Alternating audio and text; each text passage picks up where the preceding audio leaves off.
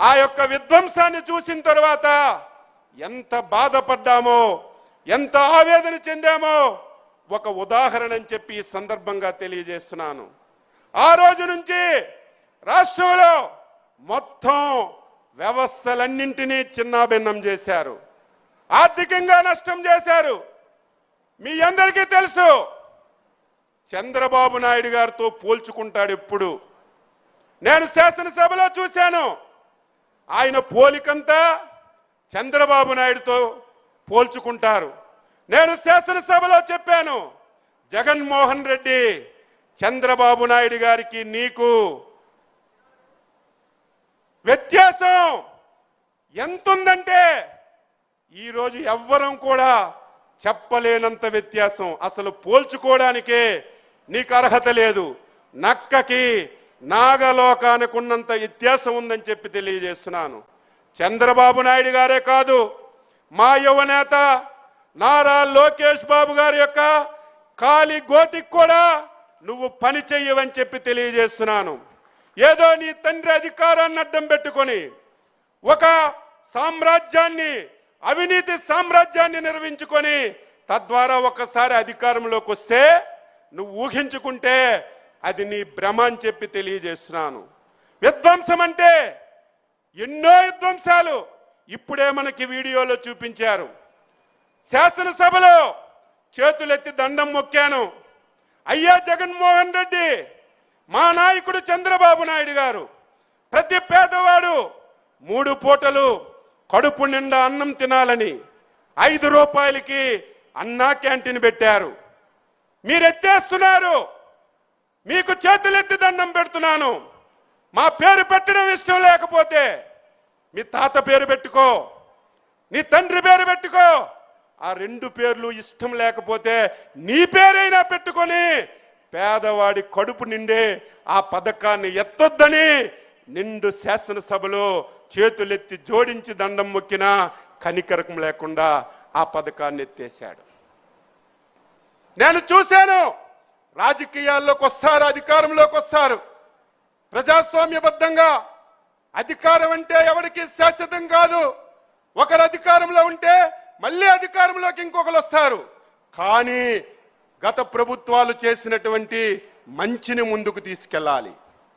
ఒకవేళ నీకు ఇంకా ఏదైనా సరే కొత్తగా చెయ్యాలంటే ఆ పథకాలు అమలు చేయడానికి ప్రయత్నం చేయాలి.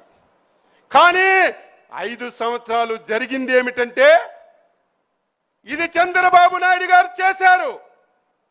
ఇది అమలు జరిగితే పేరంతా చంద్రబాబు నాయుడు గారికి వస్తాదని 2014 నుంచి 19 వరకు చంద్రబాబు నాయుడు గారు చేసినటువంటి ప్రతి దాని మీద విధ్వంసం చేసిన విషయాన్ని ఈ సందర్భంగా రాష్ట్ర ప్రజలకు గుర్తు చేస్తున్నాను. అమరావతి రాజధాని, పోలవరం, చాలా మంది మాట్లాడారు పరిశ్రమల గురించి.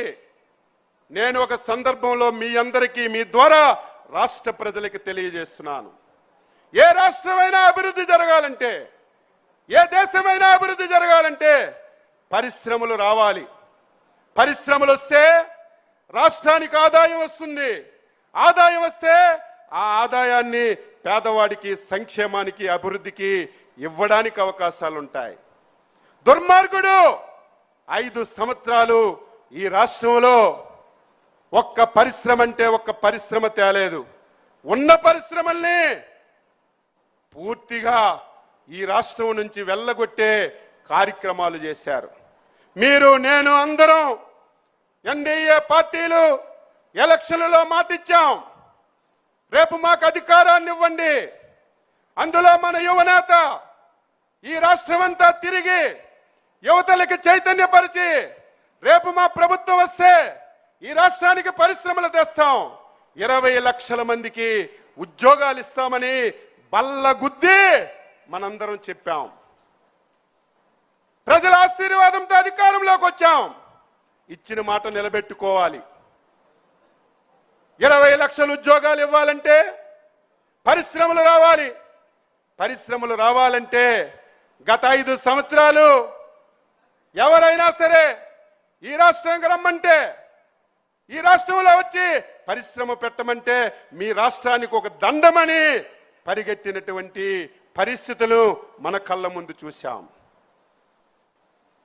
మళ్ళీ ఈ రాష్ట్రంలో పరిశ్రమలు తీసుకురాగలమా, మళ్ళీ 20 లక్షల ఉద్యోగాలు ఇవ్వగలమని నేను కూడా ఆందోళన చెందాను. అయితే ఈ రాష్ట్రం అదృష్టం, సమర్థవంతమైన నాయకుడు, ఈ రాష్ట్రానికి ఒక brand ambassador CBN Chandrababu Naidu గారని చెప్పి మీ అందరికీ తెలియజేస్తున్నాను. దానికి తోడు యువకుడు, విద్యావంతుడు, దేశ ప్రపంచాల్లో అన్ని విషయాలు తెలిసినటువంటి నారా లోకేష్ బాబు గారి యొక్క సహకారం, పవన్ కళ్యాణ్ గారి యొక్క తోడ్పాటు, ఈ 24 మాసాలు ప్రతి ఒక్కరం మాట్లాడాలి. ఈ దేశంలో, ప్రపంచంలో ఎన్నో రాష్ట్రాలు ఏర్పడ్డాయి.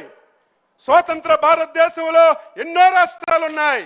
కానీ 24 మాసాల్లో 24 లక్షల కోట్లు ఈ రాష్ట్రానికి పెట్టుబడి తెచ్చి 24